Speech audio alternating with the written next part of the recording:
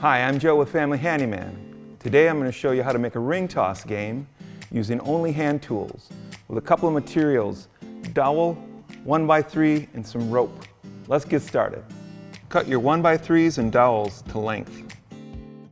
Remove any sharp edges and corners with 220 grit sandpaper. Measure and make your marks. For more accuracy, use an adjustable square. Drill your 3/16 pilot holes on each board. Place the blocks under your top board and drill pilot holes. Drill a 1/4 inch deep hole with a spade bit. Insert all of your dowels into the 1-inch hole.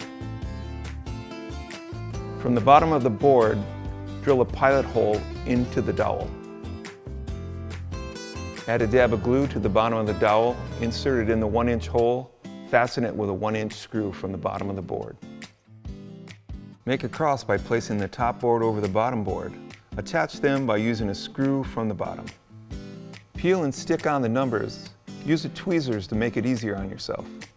Spray 2 or 3 coats of sealer on your project, allowing plenty of time between each coat.